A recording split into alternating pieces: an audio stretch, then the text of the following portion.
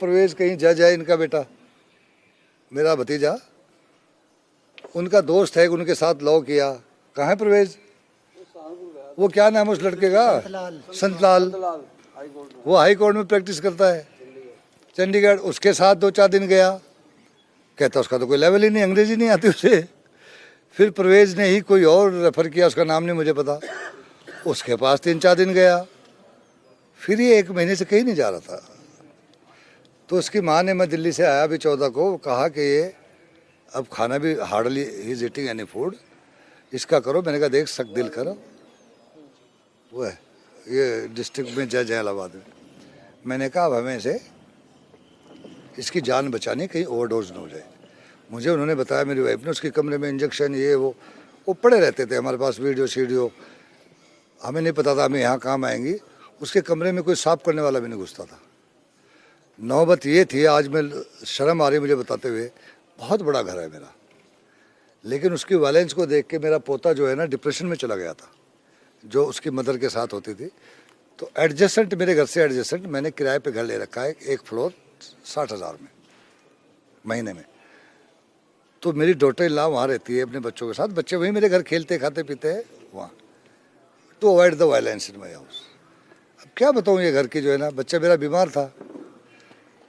तो ये 15 को 14 को हम दिल्ली से आए, 15 को ये कहती है आज सुबह से उठा नहीं। मैंने कहा नई बात नहीं है, तो सारी उम्र रात को खाता पीता फिरता किचन में, सुबह बर्तन मिलते हैं कट्टे हुए, दिन में तो सोता ही है। कहते नहीं इस टाइम उठ जाता है। मैंने खुलवा दरवाज़ा, जाके इसने कहा, वो बोलता नहीं था। माँ ने कहा मैं पुलिस को बुला रही हूँ, डी एडिक्शन सेंटर भेजूंगी, या तो खोल दे। खोल दिया, पढ़ के दरवाज़ा झाँका, मैं बिल्कुल ठीक हूँ, खाना खा ले। कहते नहीं मैं ऑर्डर कर रहा हूँ जोमेटो पे, बिरयानी मंगा ली। ये दिस इज 15। खा के फिर वो अंदर ही रात को जागा होगा। 16 को फिर ये शाम को 8 साढ़े 8 बजे मैं और मेरी वाइफ बात कर रहे कि देखिए अब हमें डर है हमारा बच्चा ओवरडोज ना हो जाए, इसको डी एडिक्शन भेजो। तो 8:25 पे 8:30 पे मलेरकोटला फ़ोन किया मैंने। दरबार सिंह हम पीए है हमारा, लुक आफ्टर करता है, हमारा मैनेजर समझ लो, कि आप सुबह ही एक डी एडिक्शन सेंटर है जो मैंने सुना बेस्ट है, चिम्मा एक जगह है, चिम्मा सुनाम के पास। मैंने कहा आप उसको फलां आदमी को, यासीन गुगी को लेके वहाँ जाओ 6 बजे और उसे स्टडी करके आओ कैसा है वो।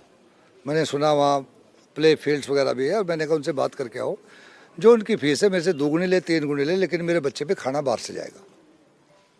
बस उसको अंदर रह के वो दवाई देते रहे उसे। ये बात करके वहाँ से निकले, मेरी बेटी आ गई उठ के। मैंने कहा हमने फैसला कर लिया, हर हम कल उसे भेजेंगे और हम साथ चलेंगे छोड़ने, पहले हमें रिपोर्ट मिल जाएगा।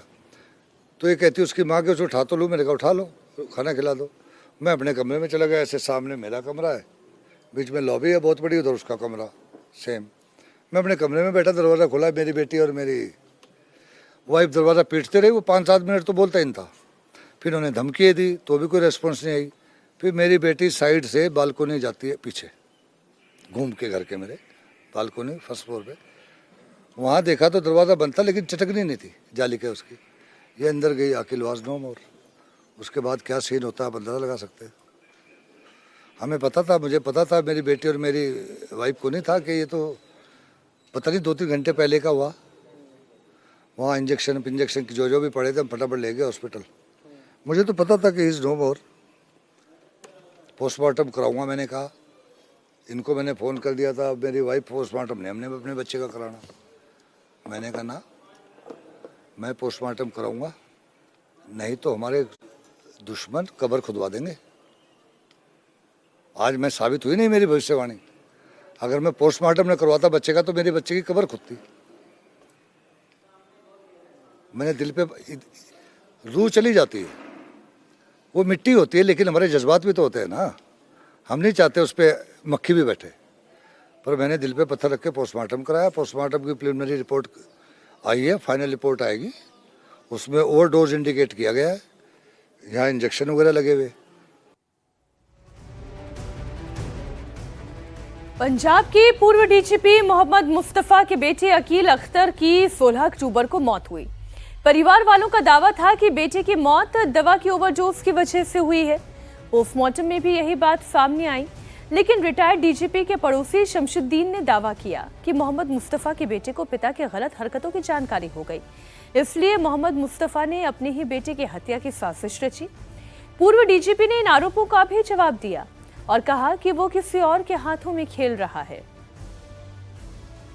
जिसने ये शिकायत की है, किन कारणों से उसने शिकायत की, और सही मायने में आप पुलिस अफसर, इतने सीनियर पुलिस अफसर रहे हैं, डीजीपी रहे हैं, तो किन कारणों से, कैसे आपके बच्चे की जो है वो डेथ हुई सर? देखिए, सबसे पहली बात तो ये, सियासी लोग आमतौर पे मेरे दूसरी पार्टियों में सब में दोस्त हैं। इतनी नीच हरकत कोई नहीं करता, नीच आदमी हरकत कर सकता है। वो सियासी आदमी नहीं कहूँगा मैं उसे, वो तो बहुत पैटी माइंडेड है।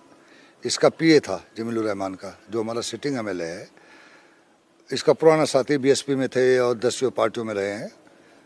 शुरुआत हुई थी, साबुद्दीन की पार्टी होती थी, इंसाफ पार्टी, तो ये शमशुद्दीन जमीलुर रहमान साहब के साथ ही रहा। फिर उन्होंने इसके इलेक्शन में रहा, तो जब ये एमएलए बने उनका पीए बन गया।